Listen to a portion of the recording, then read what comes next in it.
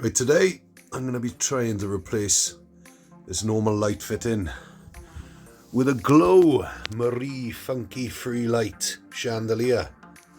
I've never done anything like this before, so this is going to be interesting. After a bit of research online, I've decided to go with these grip bits for attaching the chandelier to the ceiling.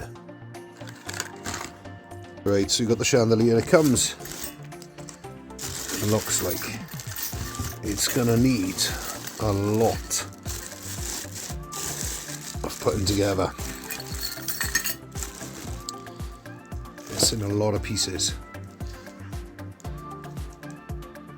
Right, this doesn't come with the bulbs,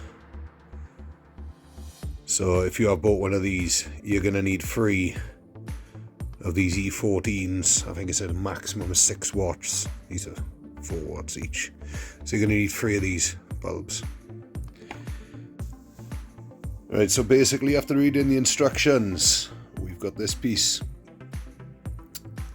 which is going to be screwed onto the ceiling, and then this then connects to that. Right, first thing I'm going to do is put the chandelier together. I will do one of the fast videos showing you how to do it, the speeded up videos, but I haven't got anybody else to hold the phone and I'm going to stand for it, so I'm just going to do a couple of little videos piece by piece. Right, so this is the first piece unbagged of the Glow Marie. A few other pieces. We got these, those. I nearly had a heart attack when I saw these, because I thought I was going to have to put these on, but they're just spares by the looks of it. Right, we got these pieces, which all seem to be damaged at the top. See that there? Isn't really good considering this was 55 quid. Right, so pretty easy to assemble. Pop that on, and then that, and we're assembled. But as you can see the damage a lot more now in this light.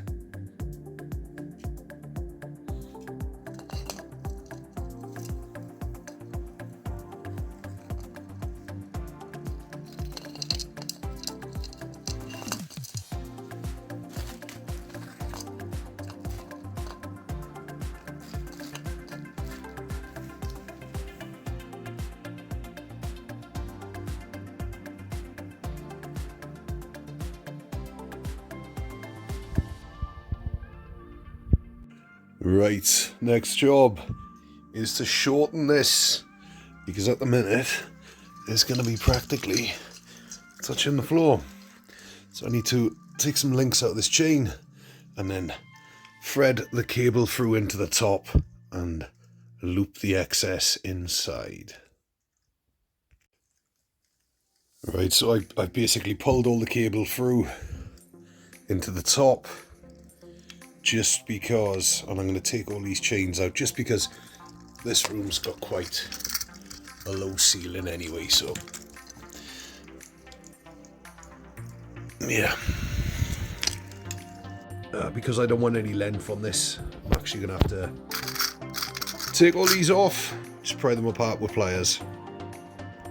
Right, first thing I'm going to do is isolate the power, remove this, and then I'm going to take a picture of this bad boy in case it all goes pear-shaped, and I'm going to put this back up.